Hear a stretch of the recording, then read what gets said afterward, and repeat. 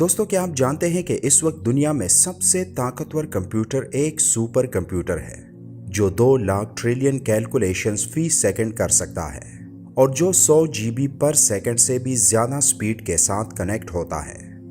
لیکن قرآن پاک میں موجود ایک صورت ایسی بھی ہے جس میں موجود کوڈنگ کے آگے یہ جدید سپر کمپیوٹر بھی صفر ہے۔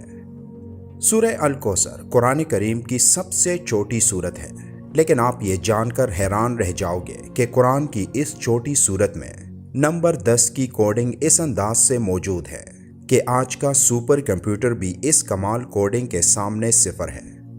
قرآن کی یہ سورت صرف 10 الفاظوں پر مشتمل ہے، جس کی پہلی آیت میں موجود حروف بھی 10 ہیں۔ اسی طرح دوسری آیت میں بھی ٹوٹل حروف 10 ہی ہیں، پھر آخری آیت کے حروف کی تعداد بھی 10 ہیں۔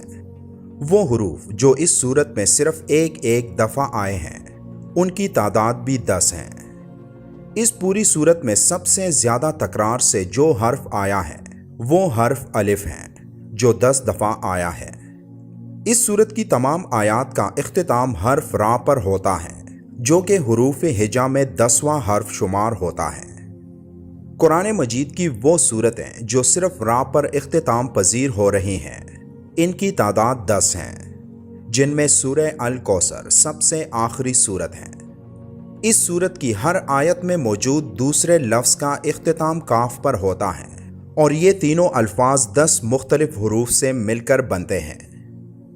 جیسے کہ پہلے ذکر ہو چکا کہ اس صورت کی ہر آیت کے دوسرے حرف کا اختتام کاف پر ہوتا ہے اور ہر آیت کے آخری لفظ کا اختتام را پر ہوتا ہے۔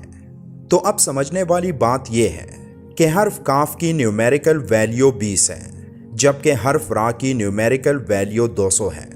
تو 200 کو اگر آپ 20 کے ٹیبل میں دیکھیں تو یہ 10 بنتا ہے۔ قرآن کی باقی سورتوں کی طرح سورہ الکوثر کی ابتدا بھی بسم اللہ الرحمن الرحیم سے ہوئی ہے۔ اب غور کریں کہ بسم اللہ الرحمن الرحیم کے آخر اور ابتدا دونوں طرف سے آپ دیکھیں تو اس میں موجود حرف را کا نمبر 10 ہی آتا ہے، جبکہ صرف بسم اللہ میں موجود حروف کی تعداد بھی 10 ہی ہے۔ پورے قرآن پاک میں صرف 2 صورتیں ایسی ہیں جس کا آغاز انا سے ہوا ہے اور جس کا اختتام را پر ہوا ہے۔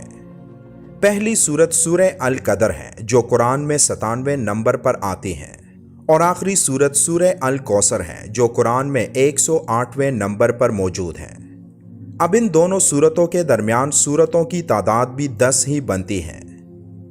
قرآن کی 97ویں صورت یعنی سورہ القدر میں حرف را 10 مرتبہ آیا ہے، جبکہ سورہ القدر جس کی ابتدا قرآن میں انا سے ہوتی ہے اور سورہ الکوثر قرآن میں موجود دوسری صورت ہے جس کا آغاز حرف انا سے ہی ہوتا ہے، تو ان دونوں صورتوں کے درمیان صرف 10 آیتیں ایسی ہیں جن کی ابتدا انا سے ہوتی ہیں۔ اسی طرح سورہ القدر کی آخری آیت سے لے کر قرآن کی سب سے چھوٹی صورت یعنی سورہ الکوثر کی پہلی آیت تک قرآن میں صرف 10 ایسے الفاظ ہیں جو حرف را سے شروع ہوتے ہیں۔ قرآن کی صورت نمبر 97 یعنی سورہ القدر کی ابتدا حرف الف سے ہوتی ہے، اور اس پوری صورت میں 10 ایسے الفاظ ہیں جن کی ابتدا حرف الف سے ہوتی ہے۔ یہ قرآن کریم کی سب سے چھوٹی صورت ہے جس میں ہم نے کیلکولیشن کے اس حیران کن ترتیب کے بارے میں جانا جو یہ ثابت کرتی ہے کہ یہ الفاظ کسی انسان کے نہیں ہو سکتے، اور یہ شان صرف ایک اللہ ہی کی ہے جس نے اس چھوٹی صورت میں ایسی ترتیب سے الفاظوں کو جمع کیا کہ جس ترتیب کو دنیا کا ایک سپر کمپیوٹر بھی حل نہیں کر سکتا۔